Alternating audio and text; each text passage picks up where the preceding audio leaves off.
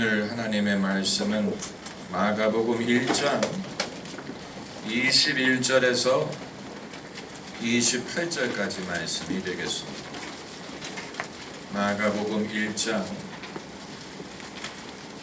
21절에서 28절까지 우리 함께 읽겠습니다. 저희가 가버나움에 들어가니라. 예수께서 곧 안식일에 회당에 들어가사 가르치시매 뭇사람이 그의 교훈에 놀라니 이는 그 가르치시는 것이 권세 있는 자와 같고 서기관들과 같이 아니함이로라. 마침 저희 회당에 더러운 귀신 들린 사람이 있어 소리질러 가로되 나사렛 예수여, 우리가 당신과 무슨 상관이 있나이까?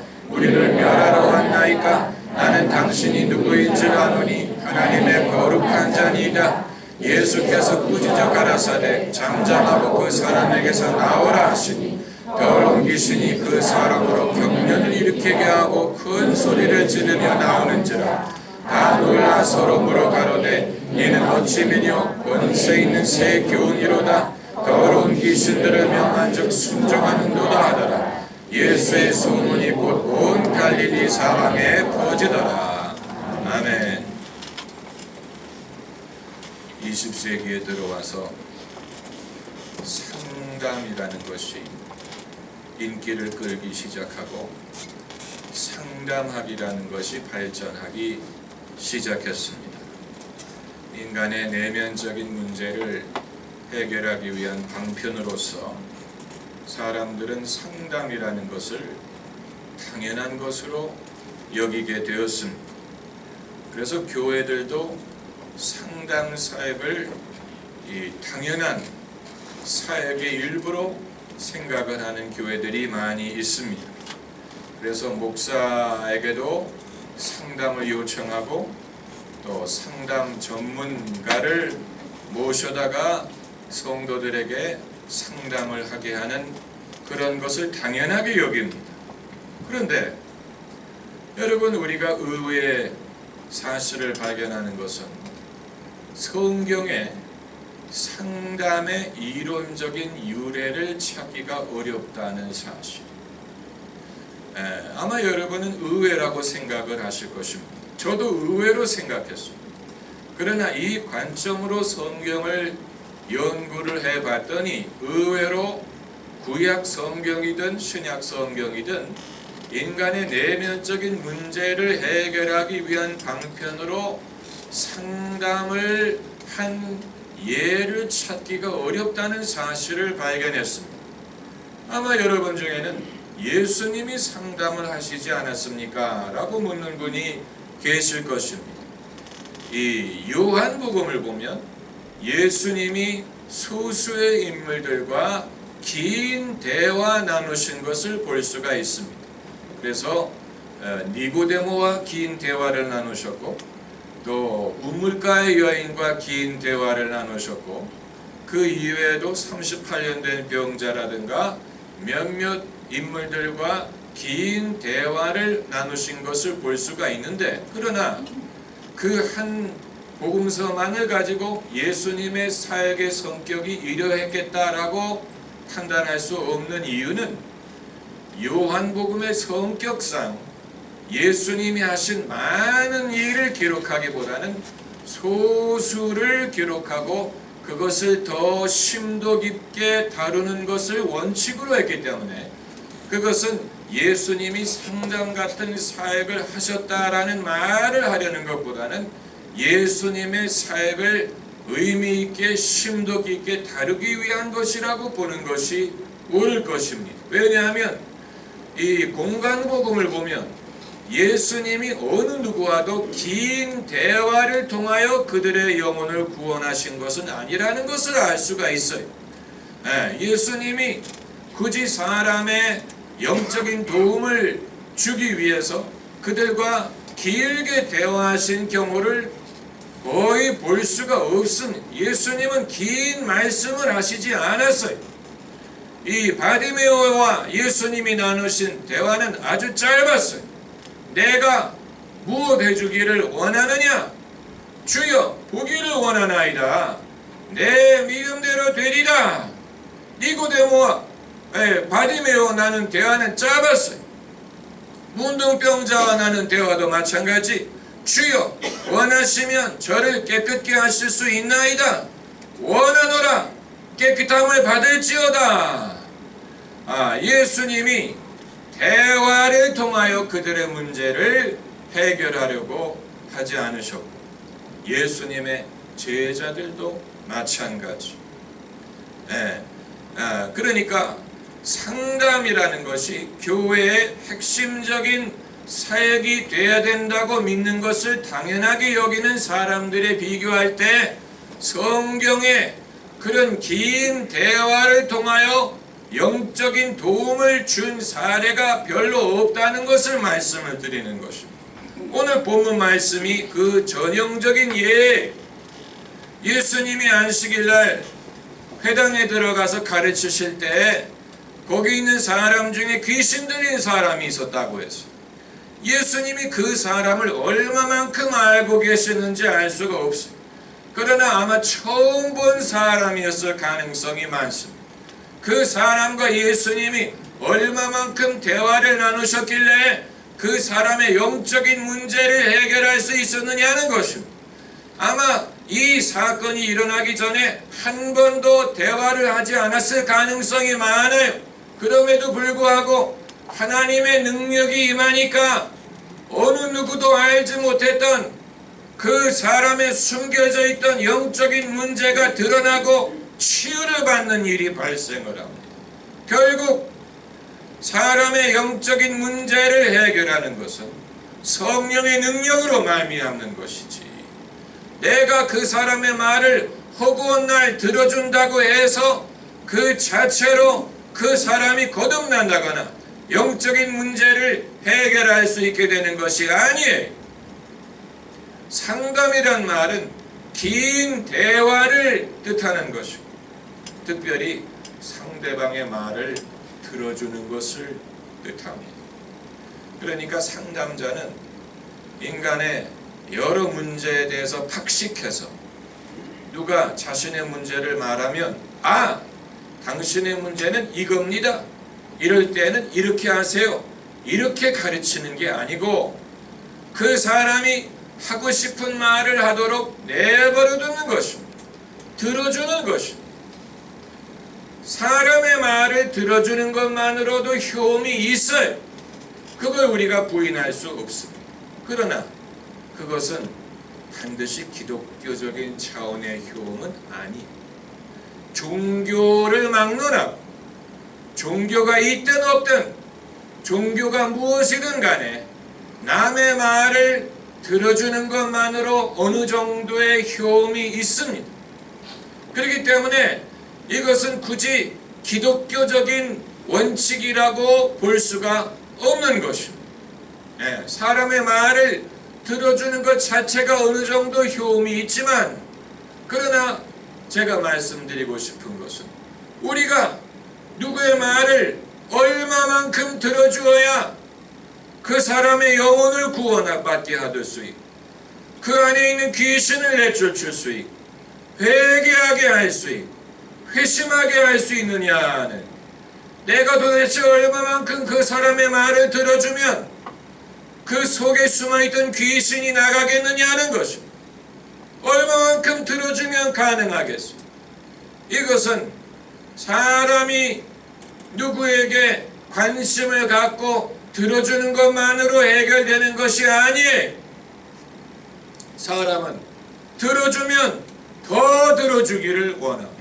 끝이 없어요. 끝이 없어. 사랑을 해주면 더 사랑받기를 원합니다. 끝이 없어요. 얼마만큼 사랑해주면 이제 그만 사랑해도 된다, 그런 사람 없어요. 이제 그만 사랑해라, 나는 이제 됐으니 다른 사람을 좀 사랑해달라, 그런 사람 없어요. 자녀를 여러 키우시는 부모님들은 아실 거예요. 자녀들이 여러 있는 집안에서는 항상 새끼새와 같아요.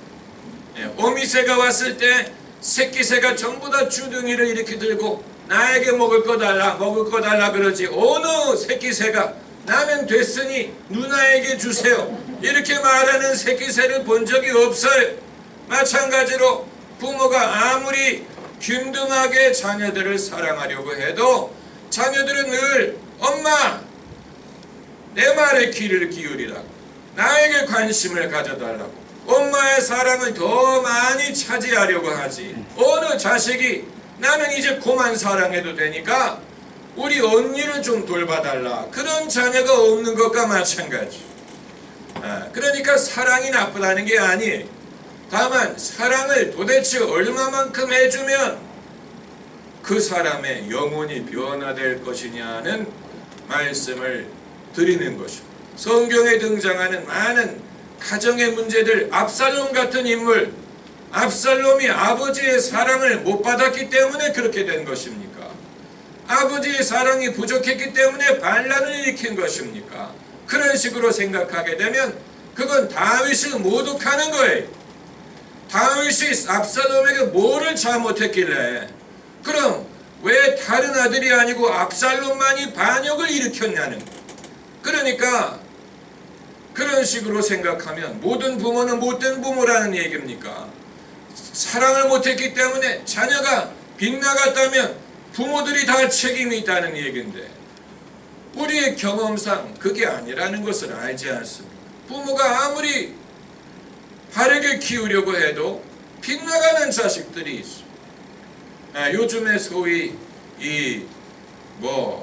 살인을 하고 막 소위 매스 킬링이라고, 그 창문 들고 들어가서 막 수십 명을 쏴 죽이고, 그럴 때 아마 제일 입장이 괴롭고 고통스러운 사람이 누구겠습니까? 부모. 범죄를 저지르는 사람의 부모는 첫째로 자기 자식이 그런 문제를 저질렀다는 사실 자체가 너무 충격이고, 대부분의 경우에는 죽잖아요. 자기 자식이 그런 상황에서 죽었다는 것 자체도 놀라운, 자기 자식이 그 수많은 사람을 해쳤다는 데에서 그야말로 지구를 떠날 수 있으면 떠나고 싶을 정도, 얼마나 그 입장이 괴롭겠습니까? 그리고 모든 사람들이 원망할 게 아닙니까? 당신이 자식을 잘못 키워서 당신의 자식이 이렇게 많은 사람을 해쳤다. 누가 그런 말을 하면 답변할 말이 없을 거예요. 어느 누가 아니에요, 나는 잘 키웠어요, 그렇게 말하는 사람이 누가 있겠습니까? 그러나 그런 부모가 잘못 키워서 그렇게 됐느냐, 얼마나 잘못 키우면 그렇게 된다는 얘기입니까? 그러니까 우리는 자꾸만 그 인과관계를 찾으려고 하고, 이렇게 했기 때문에 그랬을 것이다 라고 생각을 해야 속이 시원하지만, 그것만으로는 설명할 수 없는 일들이 세상에 많아요. 그런 식으로 생각하면 무슨 테레사 수녀의 부모님은 얼마나 딸을 잘 키웠으면 그렇게 성자 같은 여성이 됐다는 얘기입니까? 슈바이처 박사의 부모님은 얼마나 자식을 잘 키웠길래 슈바이처 박사가 됐다는 얘기입니까?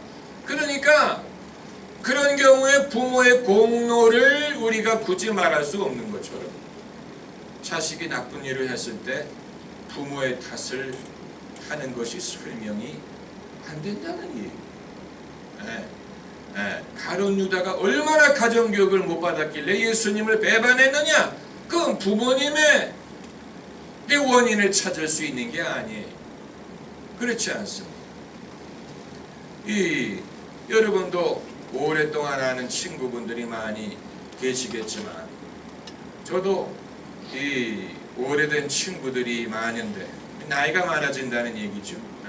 오래된 친구가 많다는 말은 친구가 많다는 얘기가 아니고 나이가 먹어갔기 때문에 오래 한다는 얘기. 수십 년을 아는 교회 친구들, 수십 년 동안 알고, 지금은 좀 연락을 하기가 어렵지만 오랫동안 알고 대화도 많이 하고 서로 많이 아는 것 같은데, 정작 그들의 영혼에 어떤 일들이 벌어지는지는 몰라요. 그건 몰라요. 아무리 친한 친구라고, 아무리 그동안의 대화를 많이 했다고 하더라도 그 사람의 영혼에 어떤 일이 일어나고 있는지는 그 그걸로 알 수 있는 게 아니에요. 그건 하나님이 아니면 중심을 볼 수가 없어요. 제가 말씀드리는 것은 사람을 오랫동안 많이 알므로 그 사람의 내면의 문제를 고칠 수 있는 게 아니라는 말씀을 드리는 것이죠. 만약에 사람을 오래 알므로써 그 사람의 문제를 고칠 수 있다면 가족 중에 문제 있는 사람이 없을 거예요. 가족은 일평생 같이 살던 사람들이. 그럼에도 불구하고 부모는 자녀의 영혼에 어떤 문제가 있는지 몰라요. 배우자의 영혼에 어떤 문제가 있는지 알 수 없어요. 그럼 그걸 알 수 있는 길은 무엇이냐? 오직 성령으로만 알 수도 있고 도와줄 수도 있는 것이죠. 그 오래 안다고 되는 게 아니에요. 그 사람과 대화를 많이 했다고 그게 되는 게 아니에요. 대화를 많이 하는 게 중요하지 않다는 말씀을 드리는 건 아니에요.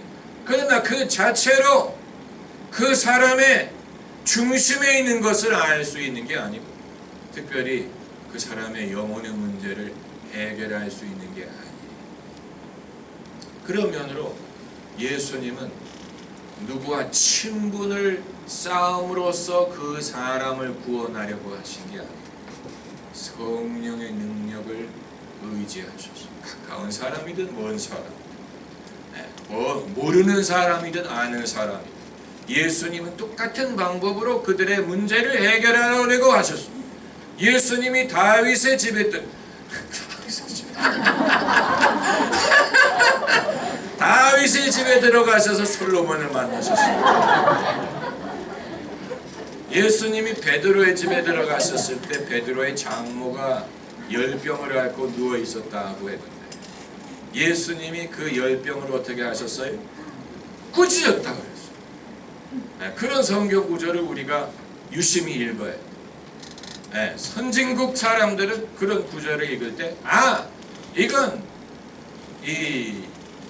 그 원시적인 사고방식이다 라고 무시할, 무슨 열병을 꾸짖는 소리가, 꾸짖는 말 같은 걸 하느냐. 이건 원시적인 사고방식이다.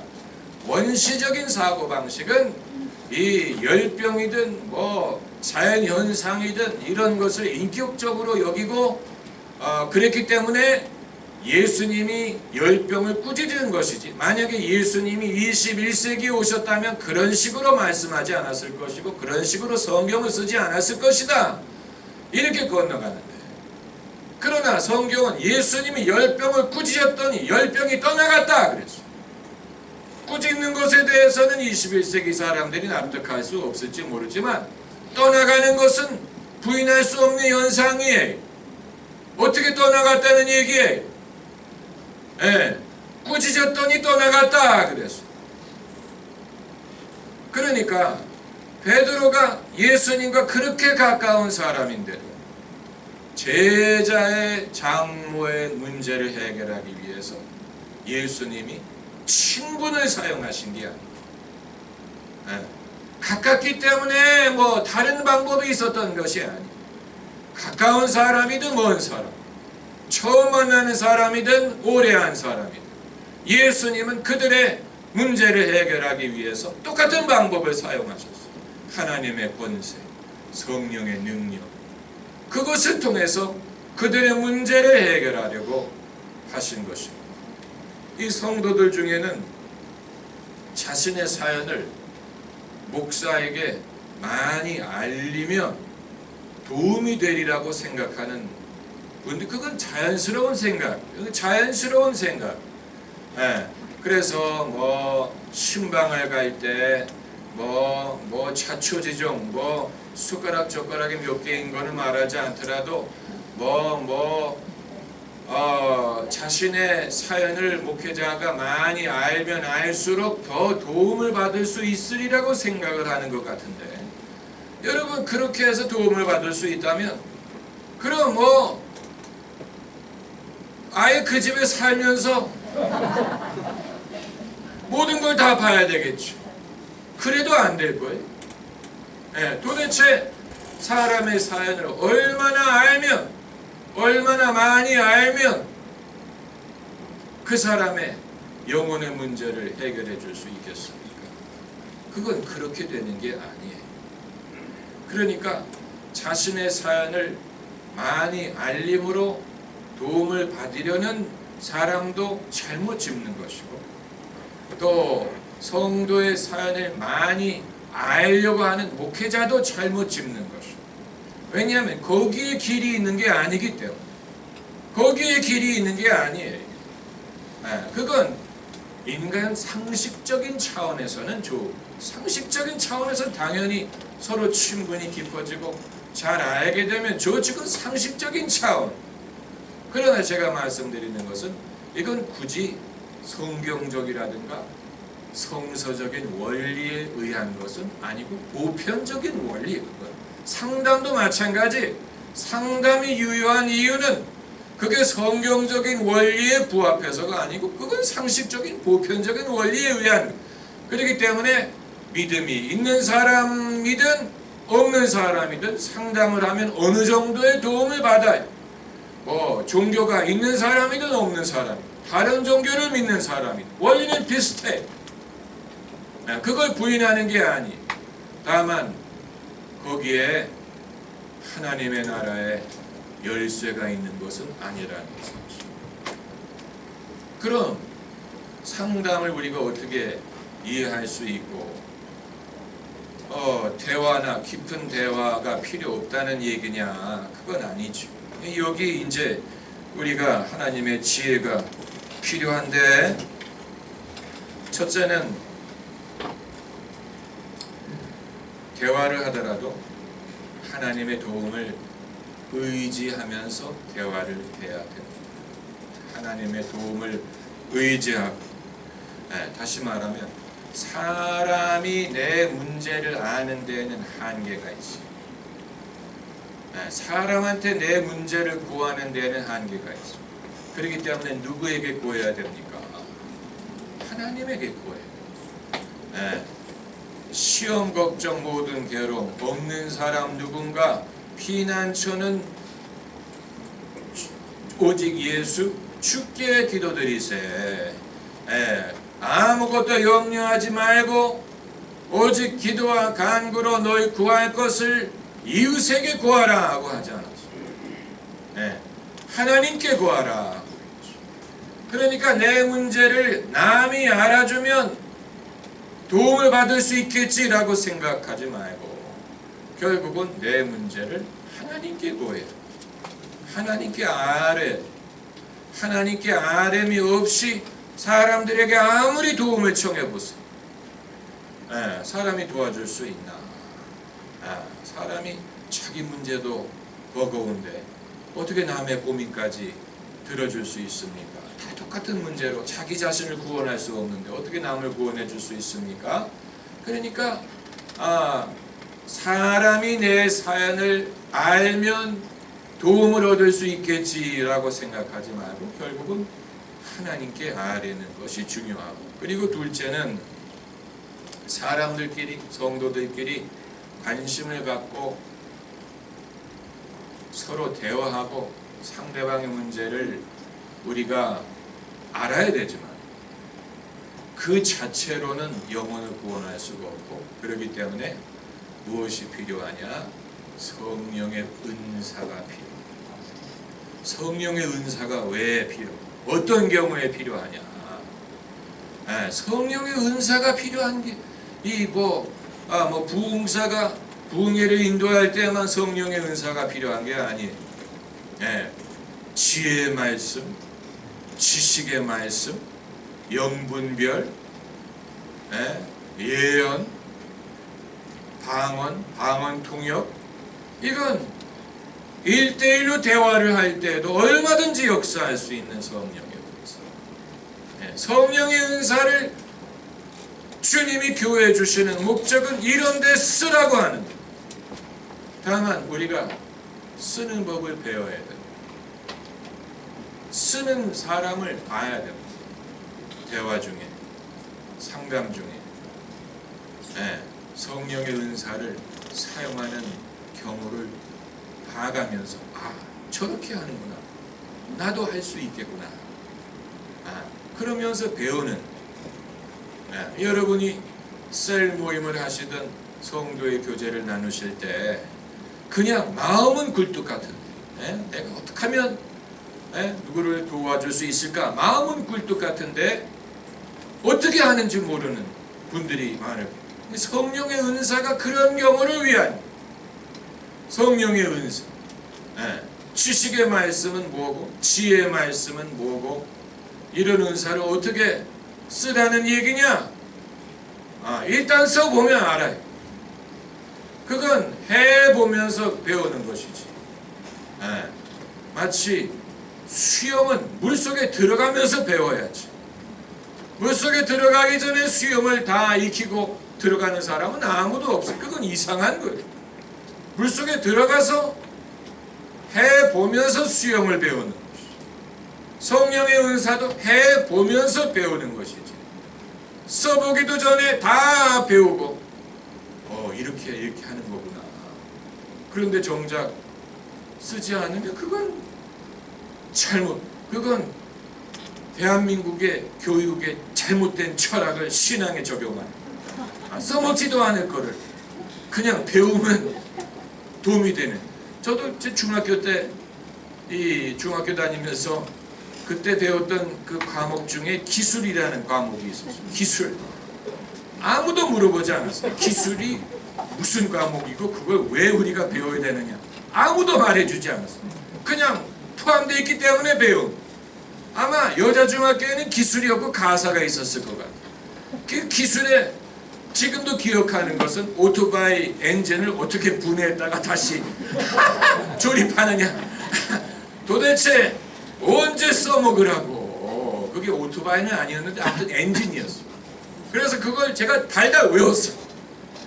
그게 이제 그걸 순서대로 분해해가지고 그거를 씻고 기름에 씻고 다시 조립하는 건데 분해했던 순서대로 조립하라는 거.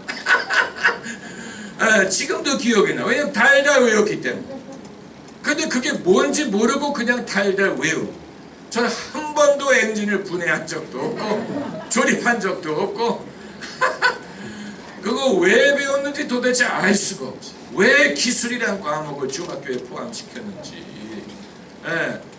차라리 요리를 가르쳐줬으면 써먹었어요. 요리를 가르쳐줬으면 얼마나 유용했을까. 그런데 정말 필요한 건 안 가르쳐주고 그 교육이라는 게 그래. 정말 써먹는 거는 별로 없고 왜 그 청소년들을 데려다가 하루 종일 데려다가 이 쓸모없는 것을 그렇게 강요하고 가르치는지 도대체 알 수가 없어.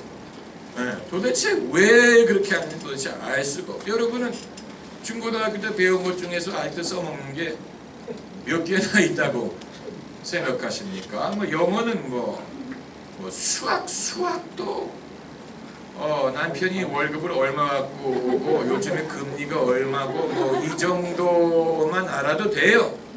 무슨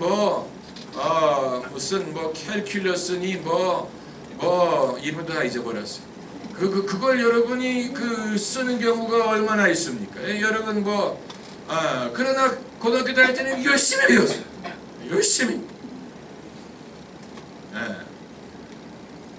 근데 신앙도 그런 식으로 배우는 사람들이 그냥 배우는 거예요. 배우기 위해서 배우지 이게 왜 배우는지 모르는 거예요. 이걸 어떻게 써먹는 건지 모르는 경우가 많죠. 예수님은 적어도 그런 식으로 가르치죠. 예수님은 내 이 말을 듣고 행하는 자에 대해서 말씀하셨죠. 이 말을 듣고 실천하는 자. 그리고 이제 세 번째는 권세 있는 가르침. 권세 있는 가르침. 그러니까 가르침이 필요한데 27절을 보면 다 놀라 서로 물어 가로되 이는 어찌미뇨 권세 있는 새 교훈이로다. 권세가 있다는 걸 어떻게 아느냐. 더러운 귀신들을 명한 즉 순종하시는도다. 권세 있는 가르침.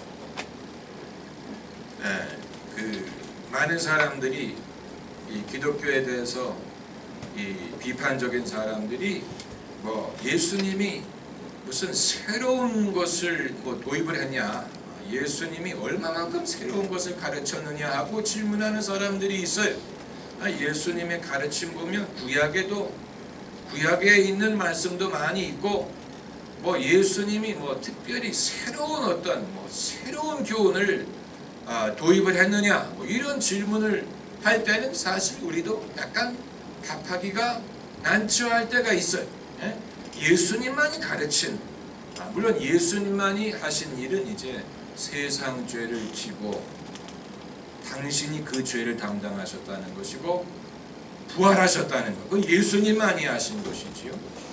또 하나님의 아들이 당신을 낮춰서 종의 형태로 오셨다는 것, 그것도 예수님만이 하신 것이고, 그러나 그건 이제 믿는 사람의 입장에서 고백하는 것이지만, 예수님의 교훈, 성경에 기록된 교훈만을 놓고 볼 때 뭐 다른 데서 전혀 발견할 수 없고 예수님만이 말씀하신 아주 고유 예수님의 가르침이 이것이다 라고 말하기가 약간 좀, 왜냐하면 뭐 이웃을 내 몸과 같이 사랑하라, 뭐 그것도 구약의 원리, 하나님을 마음을 다하여 사랑하라, 이것도 구약에 있는 말씀. 그러나 그런 의문을 제기하는 사람이 한 가지 간과하는 것은, 예수님의 가르침은 그냥 가르침이 아니고 권세 있는 가르침이었다는 사실. 거기에 예수님만이 갖고 있는 예수님의 고유 성격이 있는 권세 있는 가르침이로다. 그래서 이 사람들이 이 가르침을 처음 들은 사람들이 아니에요. 회당에서 일평생 산 사람들이었기 때문에 웬만한 가르침은 다 들어본 사람들인데, 예수님이 귀신 내쫓는 것을 보고 놀라 가로되 이는 어찌미뇨 권세 있는 새 교훈이로다. 예수님의 가르침을 새 교훈이라고 말하는 이유는 이전에 보지 못했던 권세가 있습니다. 그게 예수님의 가르침을 예수님의 가르침 되게 하는 것입니다.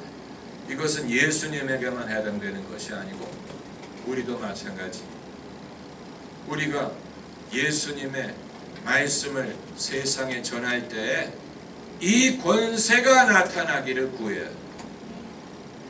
이 권세가 나타날 것을 기대해야 돼. 마가복음 마지막 장에 제자들이 나가 두루 전파할새 주께서 함께 역사하사 따르는 표적으로 그 말씀을 확실히 증거하게 하시니라. 따르는 표적으로, 따르는 권세로 그 말씀을 확실히 증거하셨다. 그러니까 예수님의 제자들에게도 동일한 원리가 적용되는 것입니다. 이 권세가 있어야 인간의 영혼의 문제를 고쳐줄 수가 있다. 영혼의 문제. 그냥 도덕적인 감화를 주는 게 목적이 아니잖아. 그냥 교양을 가르치기 위한 것이 아니지 않습니까? 그냥 재미있는 말을 하기 위한 것이 아니에요. 재미있는 말은 개그맨들도 얼마든지 할 수 있어요. 교양 있는 말, 이 세상에 할 수 있는 사람들 많아요. 굳이 교회 안 와도 돼. 도덕적인 감화가 되는 말 할 수 있는 사람들 많아요. 그러나 그 영혼을 구원하고 거듭나게 할 수 있는 말, 이건 성령의 능력만으로 가능한 것입니다. 성령의 능력으로 가능합니다. 살리는 것은 영이니 육은 무익하니라. 살리는 것은 영이니, 영이 사람을 살려. 육은 별 도움이 없느니라, 이렇게 하지 않았어. 무익하니라. 좀 너무한 것 아닙니까? 조금이라도 좀 인정을 해줘야지. 어떻게 무익하다고 합니까? 그러나 영적인 문제에 있어서는 그 사람을 살리지 못하면 무익한 것. 무익한. 여기에서 이제 진짜와 가짜가 분간이 됩니다. 예, 진짜와 가짜가 분간이 되는 부분이 바로 여기에 있습니다. 제가 신학교 다닐 때 친구 신학생 한 명이, 우리가 다 이 한인교회 교육전도사로 있으니까 그 교육전도사 수요가 많기 때문에 신학교에 들어가면 뭐 저마다 뭐 이 교회 저 교회에서 와달라고 하는 경우가 많아요. 그래서 이제 몸값이야. 그렇다고 돈을 많이 버는 건 아니에요. 돈을 안 주면서도 오라고 해요. 그래가지고 인기 있는 전도사들은 뭐 여기도 갔다가 저기도 갔다가 이제 큰 교회를 주로 가려고 하지요. 큰 교회, 유명한 교회. 근데 저는 그 뭐 크고 유명한 교회보다는 성령이 역사하시는 교회를 찾으려고 했는데, 제 친구 전도사 한 명이 여름철이 됐을 때, 여름철이 되면 제일 그 준비해야 되는 게 수련회입니다. 메뚜기도 한철이라고, 이 여름과 겨울 수련회 때 받은 은혜로 1년을 견디려는 학생들이 얼마나 많은지 몰라요. 평소에는 그냥 왔다 갔다 하다가 수련회 가가지고 와 주여 막 방언하고 막 그래가지고 그걸 가지고 이제 1년을 견디려고 하는 학생들이 많아요. 그건 전혀 제가 권하고 싶지 않은 신앙마음이죠. 수련회 가가지고 한 번 은혜를 받고 와 뭐 헌신할 사람 일어나라 그럼 막 다 일어나는, 그 다음 날이 되면 서로 인사도 안 해. 어제 일은 어제 일이고 오늘의 현실은 오늘이다 이거. 어제는 내가 왜 그랬는지는 알 수 없지만 그러나 하룻밤 지나고 보니까 그게 오래가지 않더라. 당연히 오래가지 않죠. 그 감정에 의한 것이라면.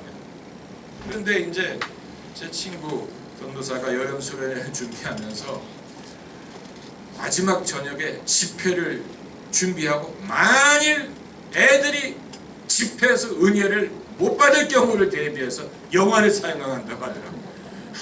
영화를 준비해가지고. 그래서 그 말을 듣고 애들이 은혜를 못 받을 수도 있겠다 하는 어떤 두려움, 그 두려움을 느꼈고, 또 하나는 아무리 그렇다 하더라도 그렇다고 그러면 배수의 진을 쳐야지. 어떻게 은혜를 못 받을 경우를 대비해서 제2의 옵션을 준비하냐. 그건 마치 못 받을 거라고 생각하는 것과 마찬가지. 그래서 영화를 준비하냐. 신앙 영화를. 그러나 여러분, 그런 식으로 애들에게 재미있는 영화를 틀어준다고 걔들이 은혜를 받을 것 같지는 않아요. 살리는 것은 영이지. 육은 무익하다. 그렇기 때문에 요즘에는 좀 덜 그런 것 같지만, 이민교회는 수련회 가서 마지막 날 밤은 결사적으로 집회를 결사적으로 합니다. 오늘 은혜 못 받으면 이제 우리는 끝났다. 아주 결사적인 결사적인 그런 아주 얼마나 그게 부담이 되는지 몰라요. 겪어보지 않은 분들은 몰라. 수련회 같은 데 가가지고 분위기가 맹숭맹숭하고 분위기가 냉랭하고 막 감동이 없고 그러면 막 서로 초조해가지고, 목회자도 초조하고 애들도 초조하고. 그래서 저는 제 원칙은 첫날부터 애들을 녹이는 거예요. 뭐 마지막 밤까지 기다리면 안 돼. 첫날부터 애들을 은혜받게 해가지고 여유롭게 수련회를 진행하는 게 저의 그 전략인데, 그렇지 않아요. 그 첫날부터 애들을 그렇게 해야지 마지막 밤을 기다렸다가 그거 완전히 도박이에요, 도박. 살리는 것은 영입니다. 그렇기 때문에 여러분,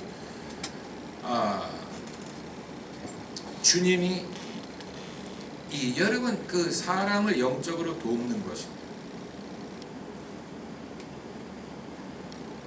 그 순간에 내가 인간적으로 노력을 해서 그 사람의 숨겨져 있는 사연을 알게 되는 게 아니고, 성령께서 알게 해주심으로 알게 되는 것입니다. 이건 성령이 다리를 놓아주시는 것입니다. 이거 아주 귀한 경험. 내가 도저히 다른 방법으로는 그 사람의 상태를 알 길이 없어요. 알 거라고 기대하지도 않았어요. 그런데 성령이 은사를 주시니 그 사람의 그 숨겨져 있는 문제를 알게 되고 그 사람을 향한 하나님의 사랑을 알게 되고 그 사람을 구원하시는 하나님의 능력을 알게 됩니다. 이건 어떤 인간적인 방법보다도 그 사람과 가까워진 경험. 아주 성령이 그 두 사람의 영혼을 굉장히 가깝게 성령 안에서.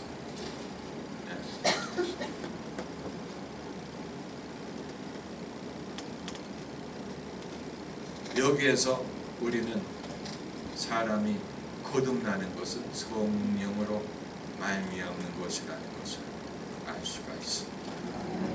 할렐루야.